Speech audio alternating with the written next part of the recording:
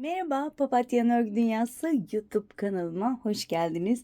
Bugün sizlerle beraber bu gördüğünüz çok şık şöyle tüylü hırkamızı çalışacağız. Yapımı oldukça kolay, çabuk ilerleyen, hemen şipşak örüp giyebileceğiniz ya da hediye edebileceğiniz bir model.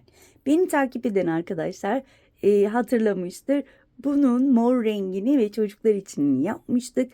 Aynısı arkadaşlar, fakat bunun tek değişikliği motiflerinin daha büyük olması. Hemen motif ölçülerini veriyorum ki sizler de bu ölçülere kadar ilerleyebilirsiniz. Şimdi bir motiften bir motife şöyle ölçtüğümde şöyle bakıyorum, 23 santim arkadaşlar. Şöyle kenarlara 2 sıra sık iğne ördüm, onları saymıyorum. Bir motifin büyüklüğü 23 santim. Bu kaç bedene uyar derseniz, tahminen, yani şu anda ben 40 bedenim arkadaşlar. İnşallah zayıflayacağım. Ama hani şöyle 38-40 bedene tam uygun olur diye düşünüyorum. Daha küçük yaparsanız motifi daha küçük, daha büyük yaparsanız motifleri daha büyük. Motifleri büyütmeden genişletmek istiyorum, o da olur. Şu şekilde hemen kenar bölümlerini örerek önü büyütebilirsiniz. Boyu kısa geldi, boyunu sık iğnelerle uzatarak büyütebilirsiniz. Sırt bölümü de aynı şekilde hemen göstermek istiyorum. Şöyle sırt bölümünü de birleştirmeden motifleri şöyle ikisini birleştirip kenarlarını ördüğünüzde o şekilde birleştirin. Gene genişlemiş olur. Yani bu tamamen sizin elinizde. İster motifleri büyütün, ister şu kenarlarını büyüterek örün, ama karşılaşacağınız tek şey muhteşem bir hırka olacak. Hemen ipimden bahsetmek istiyorum arkadaşlar. Şöyle ben kullandığım bu ipler ihraç fazlası ipler arkadaşlar. Şöyle sanki bunun şeyini saklamıştım. Evet, saklamışım. Şu ihraç fazlası olduğu için bulabilir misiniz bilmiyorum, ama şöyle bir etiketinde ismi var. Şöyle ekran kaydı alın. 100 gramlık bir ip ve zaten 4-5 numarayla örülür diyor. Kahverengi krem kullandım. 2 renk kullandım. Bir de sakallı ip kullandım. Sakallı ipim de Ayaz'ın çok çok önceden seneler önce almıştım ve bende duruyordu. Onu kullandım. Şimdi hemen şöyle söyleyeyim. Kahverengiden toplamda 5 tane gitti. Bu 6.'ydı.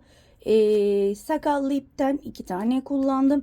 Ve krem renkten sanırım bir yumak gitti, ama siz yine de 2 yumak alın.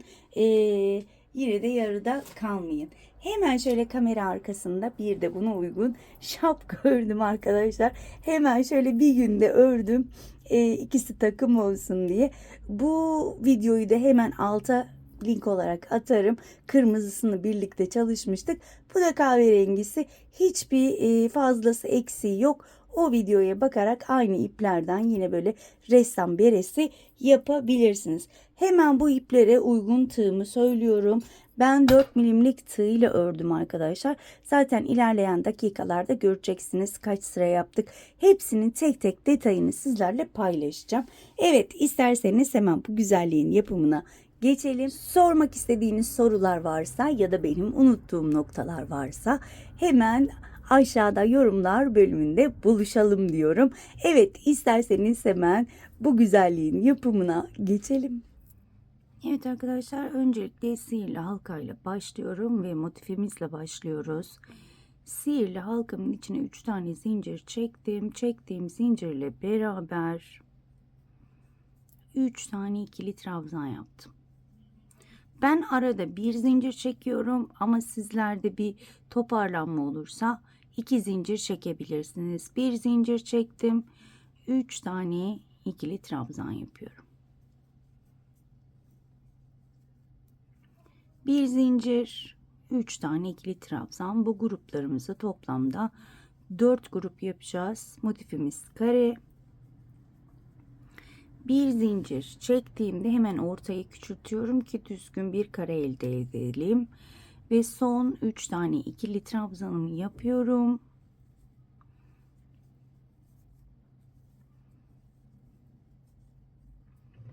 Burada Bir zincir çekiyorum. İlk çektiğim zincirin tepe noktasına battım. Kaydırma yöntemiyle kapattım.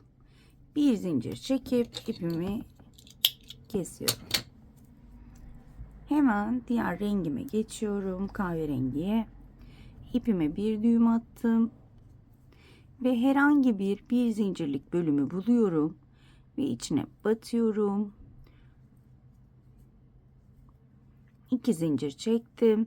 Çektiğim zincirle beraber bu bir zincirlik bölüme 3 tane ikili trabzan yaptım. Burada köşemin yarısını yapmış oldum. Arada bir zincir çekiyorum ve ikinci bir zincirlik bölüme battım. 1 2 Evet. 3 tane ikili trabzanımı yaptım.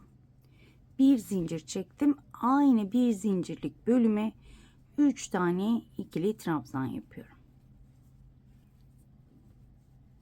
Arada bir zincir. Bakın şu artık ipimi de arada yürüteceğim. Bir zincirlik bölümüm burada. Hemen buraya yine 1 2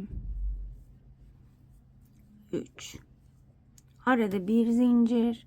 Bildiğimiz, çoğumuzun bildiği hanım dilendi modeli arkadaşlar. Ama tabii ki bilmeyenler vardır. O yüzden tek tek gösteriyorum. Arada bir zincir çektim. Son bir zincirlik bölüme batıyorum.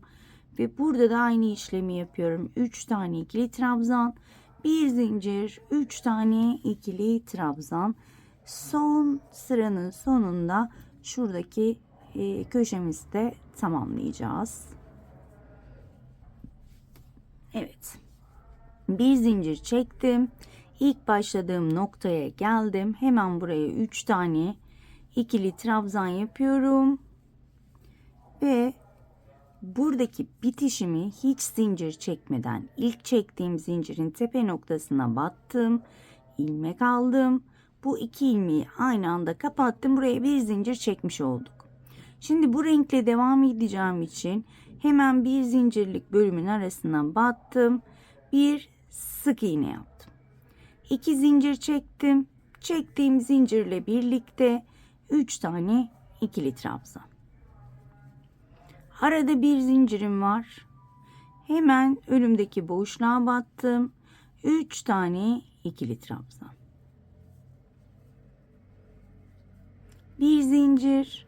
Bakın burası benim köşem. Köşeler hep aynı şekilde ilerleyecek. 3 tane ikili trabzan, bir zincir, 3 tane ikili trabzan şeklinde köşelere devam edeceğiz. Sadece her sırada buradaki boşluk, burada bir tane var. Her sırada bir artacak. Bir üstte bakın 2 tane oldu. Bir üst sırada 3 tane olacak. Arttırmalarımız o kutucuklardır bizim arkadaşlar. O şekilde arttırmalarımız olacak. Evet, bu şekilde devam ediyorum. Sıra sonuna kadar boşlukları 3 tane ikili trabzan, köşelerimiz aynı şekilde devam edecek. Evet, bakın sıramın sonuna geldim. Burada bir zincir çekiyorum. Bu ipimi bitiriyorum çünkü. İlk çektiğim zincirin tepe noktasına battım. Kaydırma yöntemiyle kapattım. Bir zincir çektim. İpimi kesiyorum ve krem rengime geçeceğim. Şu anda 3. sıradayım. Ve burada krem rengi geçiyorum. İpime bir düğüm attım. Artık hep aynı şekilde ilerleyeceğiz sakallı ipimize gelene kadar. Hemen yine yarım köşemi hazırlıyorum. Çektiğim zincirle beraber 3 tane ikili trabzan, arada bir zincir, boşluğa battım.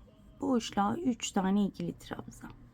2 3 arada bir zincir, diğer boşluğa geçtim. 1 2 ve 3.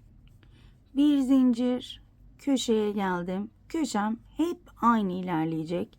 3 tane ikili trabzan, bir zincir, 3 tane ikili trabzan. Eminim ki anlaşıldı.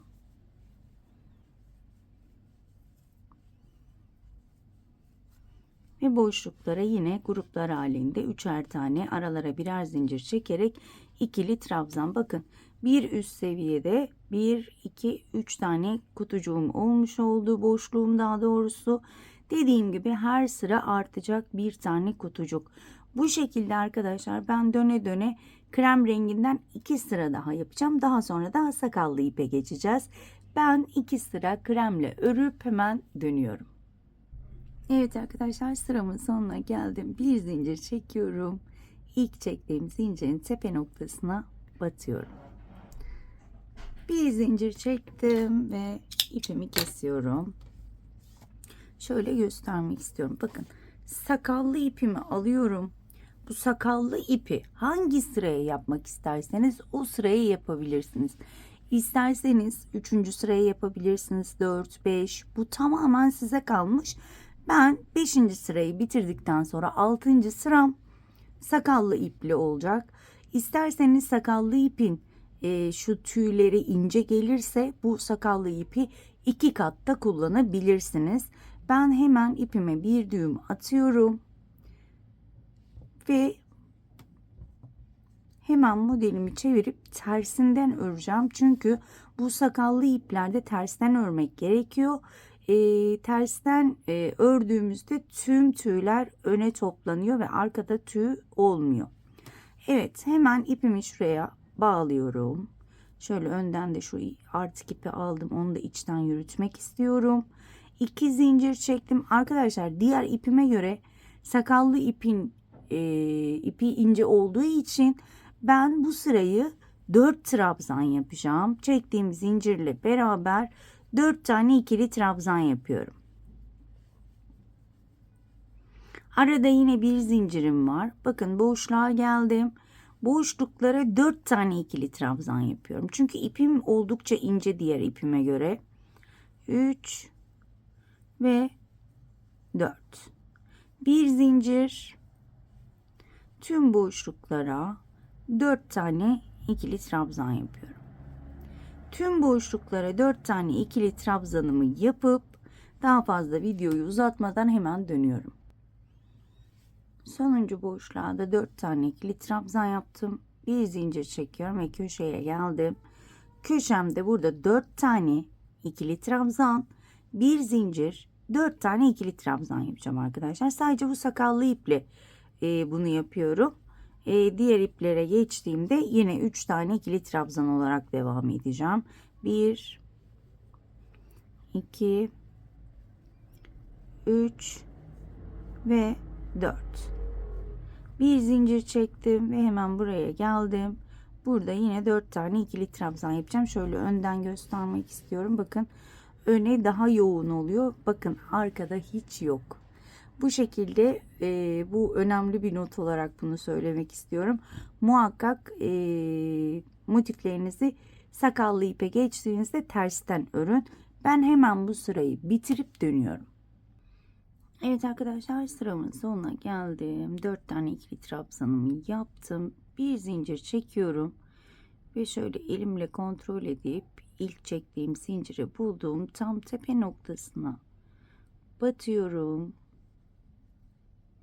Kaydırmayla kapattım. Bir zincir çektim. İpimi kesiyorum. Şöyle hemen bir göstermek istiyorum.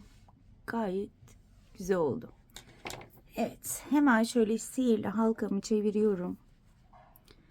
Daha doğrusu motifi çevirdim. Sihirli halkamın ipinden şöyle herhangi bir ilmeğe batıyorum ve buraya bir düğüm atıyorum ki sihirli halkam açılmasın. Bu çok önemli. Kesinlikle bunu atlamayalım arkadaşlar. Çünkü ne kadar sihirli halkanızı işte ben garantili yapıyorum, kesinlikle açılmaz diye düşünmeyin. Sağlam yapıyorum deyip buna bir düğüm atmadan bırakırsanız illa çözülecektir. Diğer artık iplerimi zaten ben alttan yürüterek ördüğüm için onları saklamıyorum. Direkt kesiyorum. Gördüğünüz gibi tertemiz bir görüntü. Şimdi hemen önünü çevirdim ve kahverengi ile devam edeceğim. Hemen diğer tığımı alıyorum. İpime bir düğüm attım. Ve bakın bu sakallı ipten örmesi zor gibi görünüyor ama şöyle bakın, hemen şöyle elimle yokladığımda bir zincirlik bölümü buluyorum. Hemen oraya battım. 2 zincir çektim. Arkada artık ipimi yürütüyorum. Çektiğim zincirle beraber 3 tane ikili trabzan yapıyorum. Bir zincir çektim. Hemen elimle kontrol ediyorum. Bakın bir zincirlik bölümü hemen buluyorum zaten. Bu elinizle kontrol ettiğinizde hemen bulacaksınız. Hiç endişe etmeyin. 3 tane ikili trabzanımı yapıyorum. Ve bu şekilde devam ediyorum yine. Aynı yöntemle devam ediyoruz.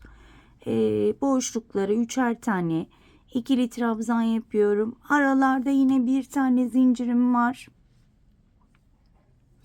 Ve köşelerde 3 tane ikili trabzan, bir zincir, aynı bir zincirlik bölüme 3 tane ikili trabzan, köşemi tamamlıyorum.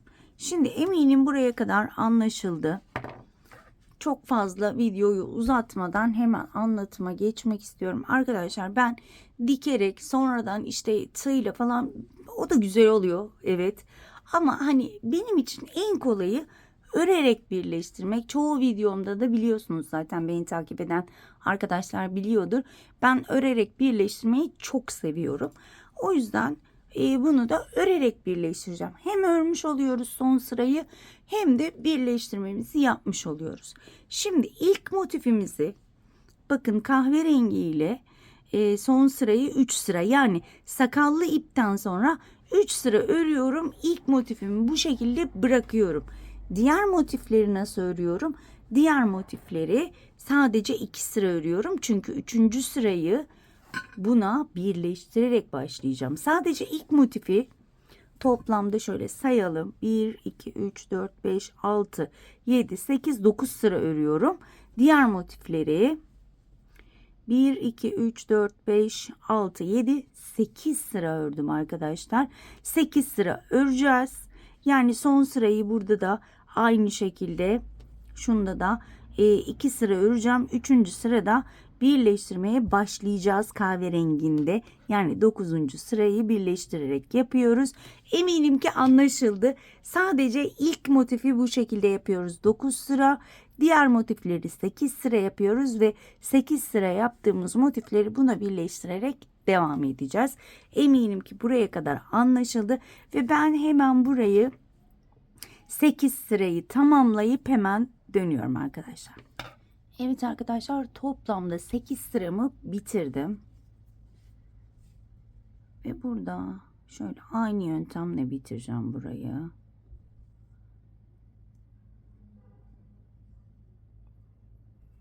Kapattım. Şimdi hemen ilk ördüğüm 9 sıralı motifi alıyorum. Ve başlıyoruz hem örüp hem de birleştirmeye. Şu şekilde birleştireceğim. Şimdi burada bitirmiştim. Hemen burada uzatıyorum. Şöyle, hatta bir de zincir çekiyorum buraya. Ve hemen şu bir zincirlik bölümden ilmeği geçirdim. Bir zincir daha çektim. Ve hemen bakın 9. sıraya geçiyorum. 1, 2 ve 3.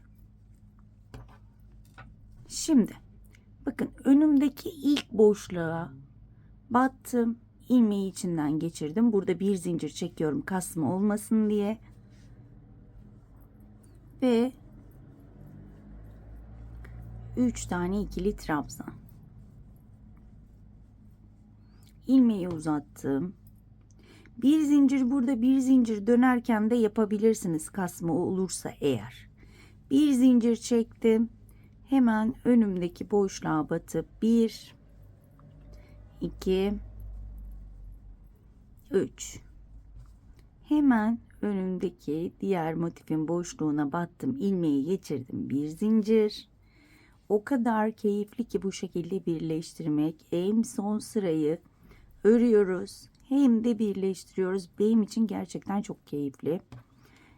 Hiç bütün motifleri örüp ayrıyetten birleştireyim derdi yok.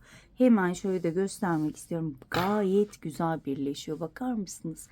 Dikmekten veya hemen şöyle kaydırma yoluyla birleştirmekten bin kat daha iyi gibi geliyor. Bilmiyorum sizler ne düşünüyorsunuz? Sizin düşünceleriniz de benim için çok çok çok önemli.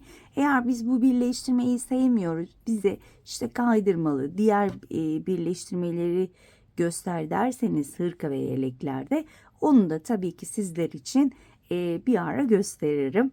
Diğer hırkalarımızı direkt o şekilde birleştirebiliriz. Ama eminim ki sizler de böyle benim gibi kolaya kaçanlardansınız. Kolay derken kolay ama çok şık, her zaman söylediğim gibi. Hem kolay hem şık. Biliyorsunuz zaman artık bizler için çok önemli. O yüzden mesela bir hırkayı bir ayda bitireceğini 2 haftada bitirebiliyoruz mesela. O yüzden hani hem pratiklik bizim için artık çok önemli, hem güzellik tabii ki önemli. Hani pratik yaparken tabii ki kötü bir şey de çıkarmayız ortaya. Bakın köşeye geldim. Hemen ilk bir zincirlik bölümü 3 tane ikili trabzan yaptım. Şöyle bakın. Hemen ilmeği uzattım. Buradaki bir zincirlik bölümden hemen ilmeğimi alıyorum. Bir zincir çekiyorum ve diğer 3 tane ikili trabzanımı yapıyorum. Şimdi ilk olarak size 4 taneyi nasıl birleştirdiğimi göstereceğim. Daha sonra da diğer taraflara geçeceğiz. Bakın. Böyle yan yana 2 taneyi birleştirdim. Hemen üstte de 2 tane birleştireceğiz. Hiç kafanızı karıştırmadan anlatmak istiyorum çünkü. Evet, şimdi burayı ben tamamen tek başına öreceğim sıra sonuna kadar. Daha sonra diğer bölümleri de birleştireceğiz. Evet arkadaşlar, benim birleştirmem tamamlandı. Gördüğünüz gibi şöyle bir yakından da göstermek istiyorum. Gayet düzgün. Hemen 3. motifimi aldım. Zaten diğer motifleri, yani diğer 15 tane motifi 8 sıra örmüştük. 9. sıranın şöyle tek bölümünü ördüm. Hemen köşeye geldim. Köşeye 3 tane ikili trabzan yapıyorum. Bir zincir çektim. Hemen şöyle şuraya çeviriyorum ve hemen buradaki köşeyi buluyorum. Köşenin içine battım. İçinden geçirdim. Bir zincir çektim. Burada birleştirme aynı şekilde ilerliyor. 3 tane ikili trabzanı yapıyorum. Ve hemen bakın diğer motifin ilk bir zincirlik bölümünden ilmeği geçirdim. Bir zincir çektim. Az önce gösterdiğim gibi ilerliyorum. Tam şuraya gelene kadar devam edelim. Evet bakın. Tam köşeye gelene kadar birleştirmemi yaptım. Şöyle bir zincirimi çektim. Köşeye geldim. Köşede şöyle 3 tane ikili trabzanımı yapıyorum. Bir zincir çektim. Bakın burada 2 tane motifin birleştirmesi, normalde biz tek birleştirdiğimizde şöyle köşelere batıyoruz. Ama burada bir yamukluk olmaması için hemen 2 motifin tam ortasındaki 2 ilmeğe battım. Hemen bu ilmeği içinden geçirdim. Bir zincir çektim ve motifimi tek başına örmeye devam ediyorum. Artık birleştirmiyoruz. Bu şekilde devam edeceğim. Bir zincir çektim. Hemen boşluklara tek başına batmaya başlıyorum. Şöyle de göstermek istiyorum. Gayet düzgün birleştirmiş olduk. Yani 2 motifin tam ortasını arkadaşlar birleştireceğiz. Ben bu motifi tamamlayacağım. Diğer motifimin de yine bir tarafını örüp hemen dönüyorum.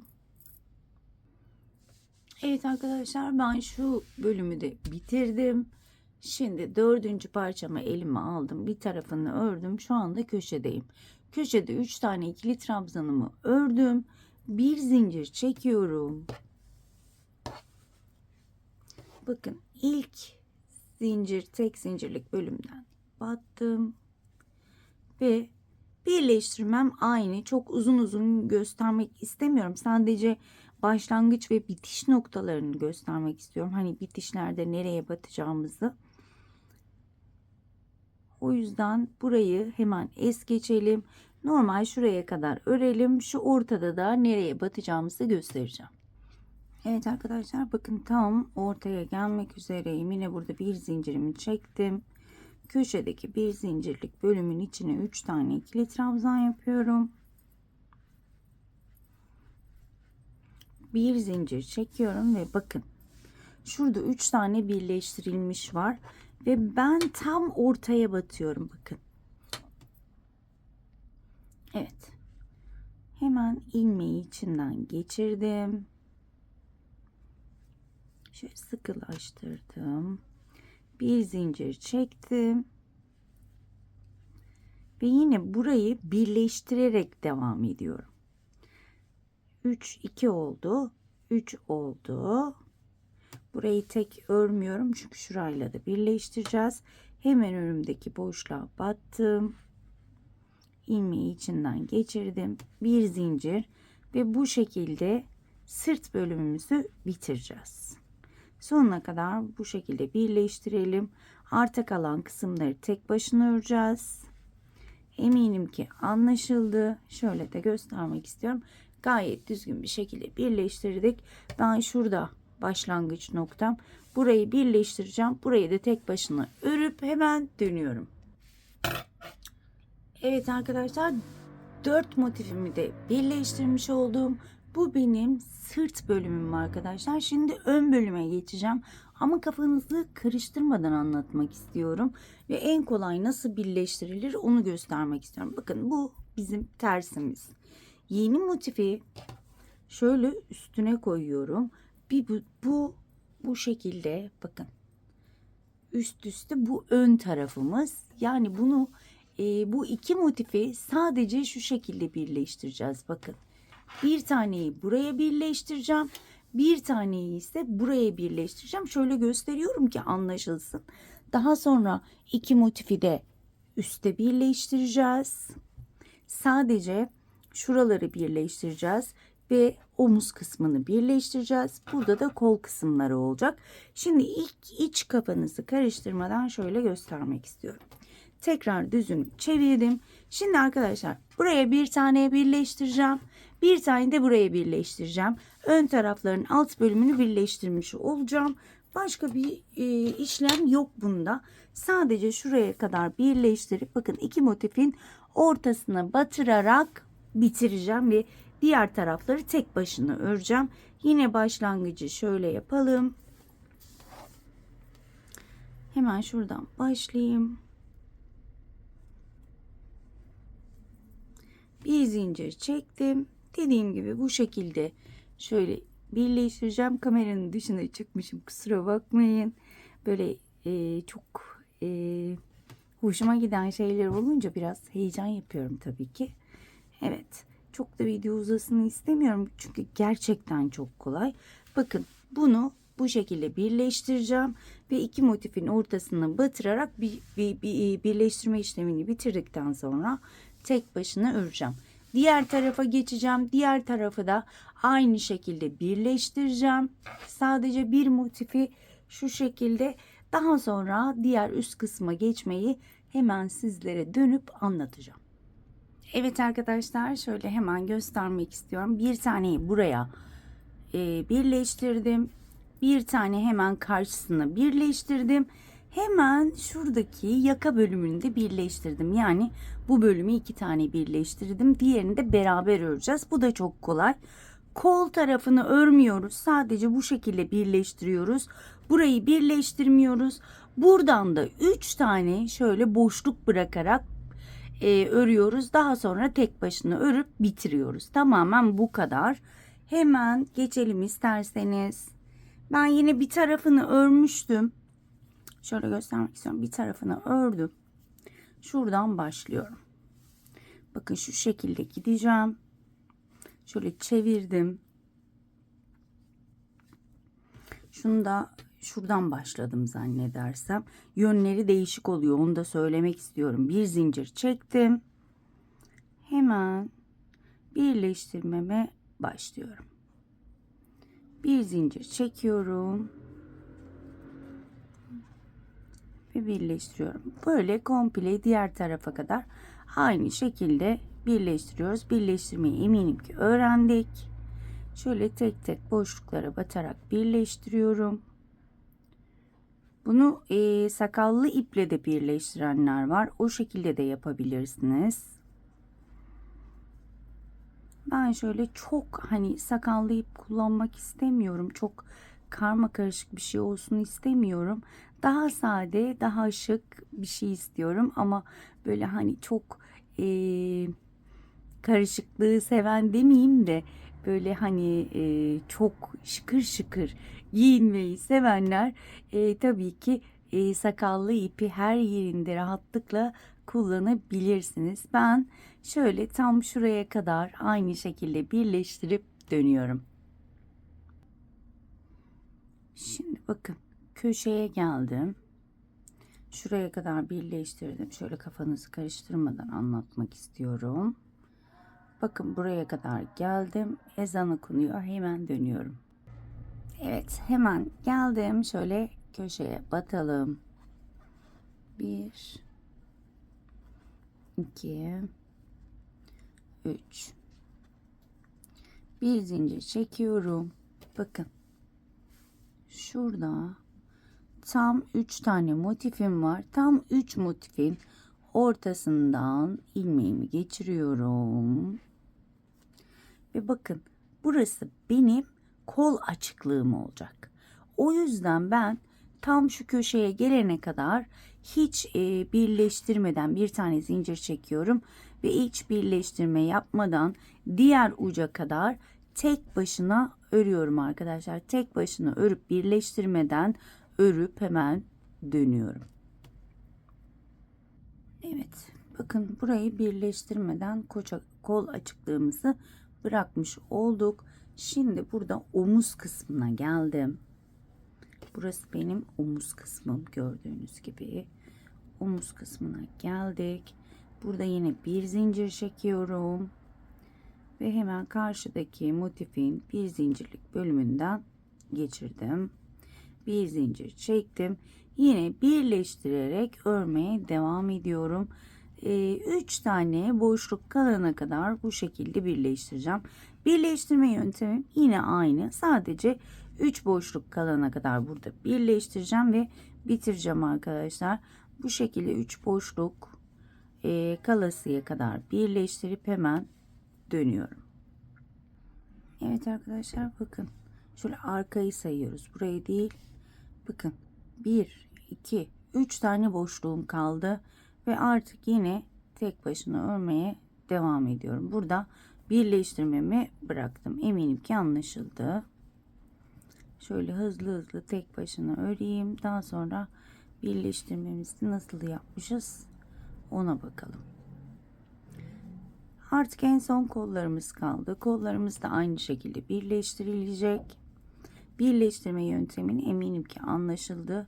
Ama ilk kol birleştirmesini tabii ki beraber yapalım derim. Kafanızın karışmaması için bir zincir çektim. Köşemi tamamlıyorum. 2 ve 3. Bir zincir çektim. İlk çektiğim zincirin tepe noktasına battım. Kaydırmayla kapattım. Bir zincir çekiyorum. Ve hemen şöyle bir bakalım nasıl bir birleştirme olmuş. Bakın burada da 1 2 3 tane boşluk, arka motifte de 1 2 3 boşluk kaldı. Diğerinde de aynı.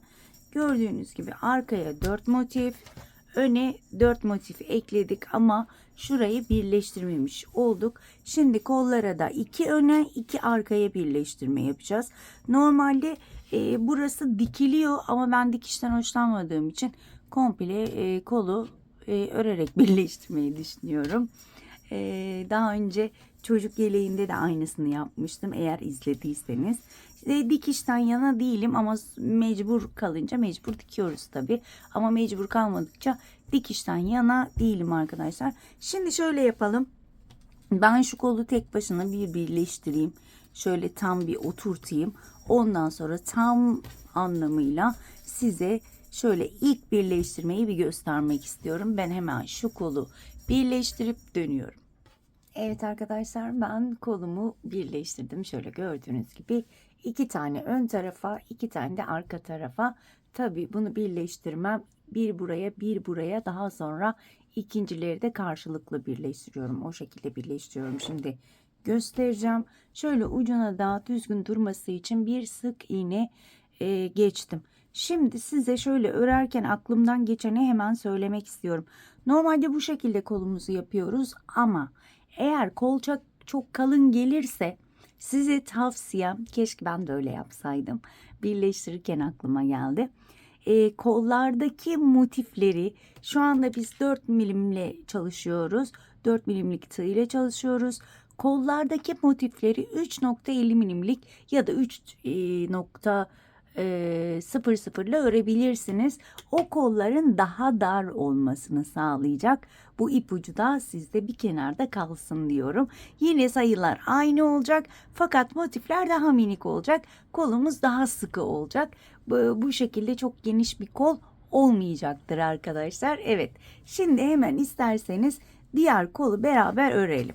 Şimdi hemen ben daha önceden motifimin bir köşesini ördüm, hatta 2 köşesini ördüm çünkü bir tarafını birleştireceğiz. Hemen şöyle köşeye gelmiştim.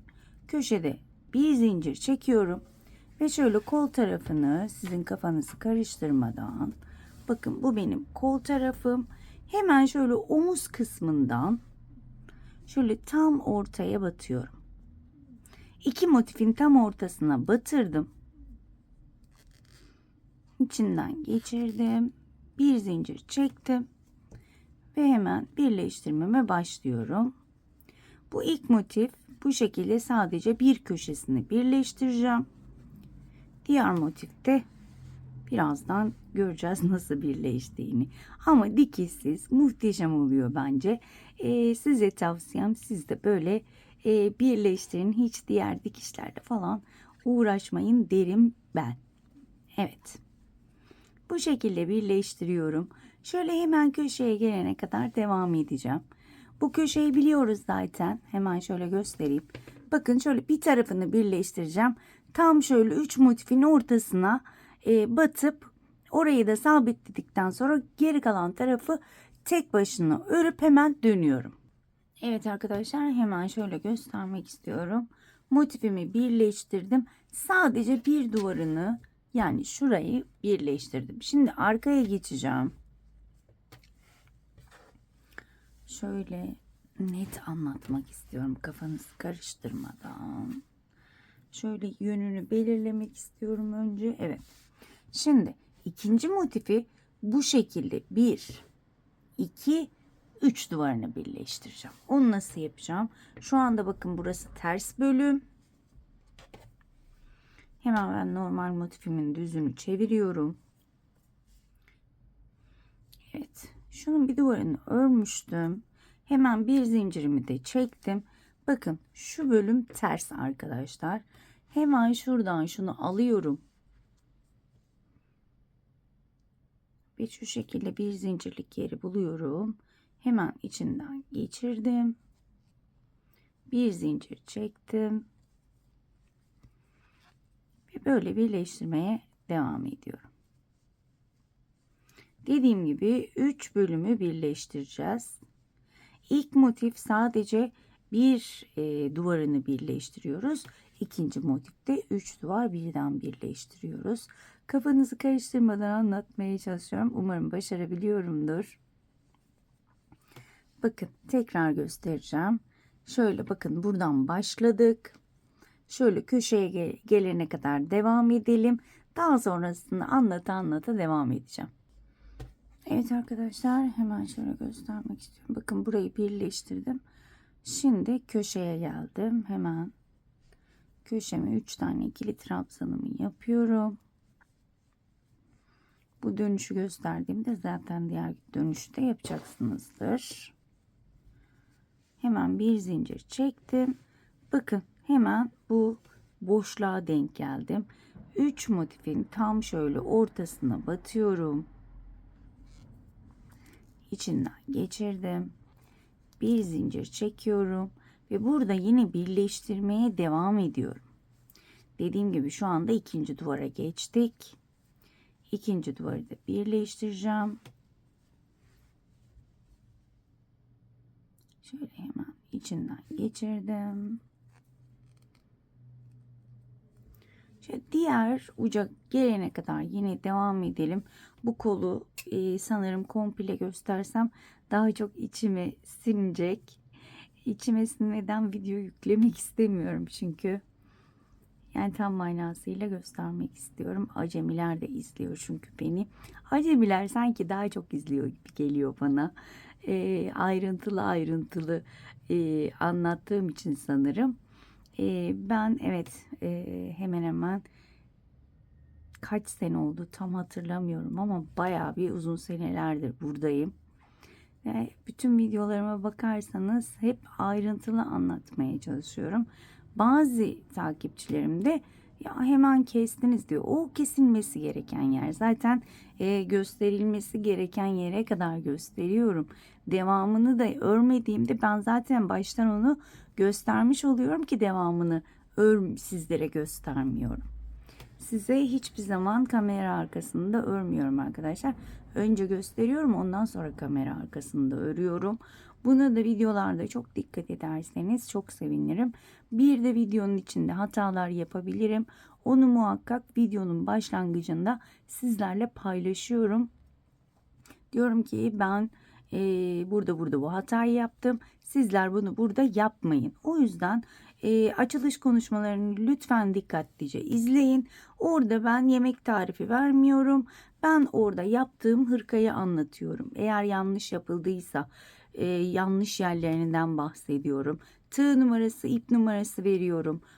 O yüzden lütfen açılış konuşmamı muhakkak izleyin derim. Sonradan kafanız karışmasın. Açılış videoları kafanızın karışmaması için yapıyorum. Yoksa ben videoyu açıp uzun uzun konuşma taraftarı değilim. Zaten pek de beceremiyorum. Keşke diyorum olmasa. Ama ben o konuşmayı yapmasam tam hırkayı kafanızda oturtamam. Evet, yine çok konuştum ve yine köşeye geldim. Şimdi yine bakın ortaya battım. Bu köşeyi tamamlamıştım. Şöyle bir zincir çekmeyi unutmuşum. Çektim. Ve bakın bu kolu da bu şekilde bitireceğim. Gördüğünüz gibi konuşurken bir tarafı hemencecik bitirdim. İnanılmaz kolay bir hırka. Gerçi ben bu hırkayı bir haftada ördüm. Araya yılbaşı girdi. Ben biraz rahatsızlandım. Oğlum Ürgüp'ten geldi derken belki bir haftayı da geçmiştir. Şöyle parmağıma da bakarsanız mor. Bu sene sağ işaret parmağına mor oje ya da ip takılıyormuş. Ben de eksik kalmayayım dedim. Ben de yaptım. Bu zaten bu videomuz yılbaşının yani yeni yılın ilk videosu olacak inşallah. Şu anda ocağın 3'ü. Bu videoyu kaçında yayınlarım bilmiyorum ama şimdi geçmiş yeni yılınızı kutlamak istiyorum yeniden buradan. İnşallah bu yıl hepimize mutlu, sağlıklı, huzurlu, çoluk çocuğumuzla, ailemizle birlikte sıcacık bir yıl olur diyorum. Savaşların olmadığı, insanların birbirine zarar vermediği güzel bir yıl olmasını istiyorum. Tek temennim bu. Biliyorsunuz bizim için, insanlar için en önemli şey sağlık, huzur ve tabii ki bizim ailemiz. Evet. Bu şekilde konuşa konuşa bugün yine benim çenem açıldı. Neyse hırka bitmeye yakın, böyle biliyorsunuz modeller bitmeye yakın. Önce bir strese giriyorum, doğru düzgün örecek miyim acaba diye. Sonra böyle tam bitişe yakın böyle tabii bir bitirmenin huzuruyla benim aniden bir çene açılıyor. Siz de kusura bakmazsınız inşallah. Eğer sıkılırsanız da biraz ileriye sarabilirsiniz ya da sesi kısabilirsiniz. Bu şekilde bazen arada böyle açılıyor. Yeni bir hastalık türemiş. Benim başıma gelen. Ben 3 senede tam 15 kilo aldım. Hemen hemen 15 gündür onunla da uğraşıyorum. Başka bir videoda bununla ilgili de konuşuruz inşallah. Bu hastalığı henüz doktorlar bile bilmiyor. 5 doktor gezdim ama hiçbir beni dinlemedi arkadaşlar. Neyse, sonuna geldik konuşa konuşa. Evet. Şimdi bakın, hemen sona geldim. Buranın da köşesine geldim. İçinden geçirdim. Bir zincir çektim. Çektiğim ilk zincirin tepesine battım. Kaydırmayla kapattım. Bir zincir çekiyorum. İpimi kesiyorum ve kolumun ilk sırası olmuş oldu. Şöyle hemen göstermek istiyorum. Bakın, hiç dikiş yok. Böyle hem ördük, hem sohbet ettik, hem de kolumuzun ilk sırasını örmüş olduk. Şimdi burada ne yaptıysak diğer motiflerde de aynısını yapacağız. Birinciyi tek başına öreceğim. İkinciyi de hemen şöyle altına buradan başlayacağım. 1, 2, 3 ve kapanış arkadaşlar. Kolumuz bu kadar kolay. Eminim ki anlaşıldı.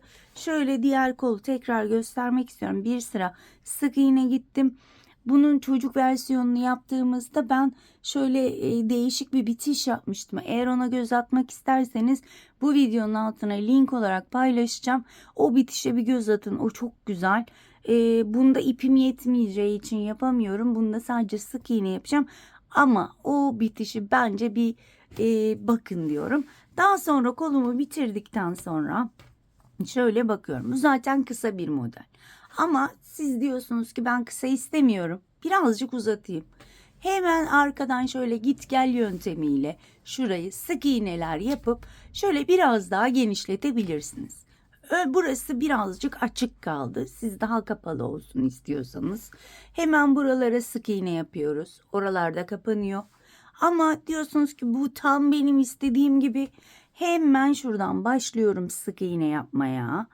Şöyle eteğinden dolanıyorum. Bir sıra sık iğnemi yapıp bitiriyorum arkadaşlar. Daha sonra da şöyle karşıdan buhar tutuyorum. Elimle düzeltiyorum ki daha düzgün bir görüntü olsun diye. Dediğim gibi ben üzerime giyip deneyeceğim şu kolu bitirdikten sonra. Bu bana biraz muhakkak küçük olacak. Çünkü bu sanırım 36, 34, 36 bedene daha uygun bir model oldu. Ama dar da olsa giyip şey çekilmeye çalışacağım, fotoğraf çekilmeye çalışacağım. Ama daha büyük modellerde daha büyük motiflerle devam edebilirsiniz. Evet, ben 1-2 sıra sık iğne yapıp kolumu da tamamlayıp hemen dönüyorum arkadaşlar. Evet arkadaşlar, ben kenarlarını 2 sıra sık iğne ile ördüm ve şöyle bir kuşak örüp şuralara sabitledim. Aslında ben kuşağın yapılışını ve takılışını çektim ama maalesef ki silinmiş. Ama üzülmeyin, hemen bu videonun altına diğer yaptığım aynı modeldeki çocuklar için olan modelde bu kuşakların yapılışı ve takılışı var. Hemen link olarak ekliyorum. Oradan kuşakların yapılışını ve takılışını görebilirsiniz arkadaşlar. Şöyle içinde göstermek istiyorum. İnanılmaz güzel oldu. Üzerime çekip tabii ki giyip fotoğrafını da çekeceğim. Umarım beğenirsiniz. Umarım severek örer ve severek kullanırsınız ya da sevdiklerinize hediye edersiniz diyorum. Ve bugünkü videomu bitiriyorum. Diğer videoda görüşmek dileğiyle. Kendinize çok iyi bakın. Hoşça kalın.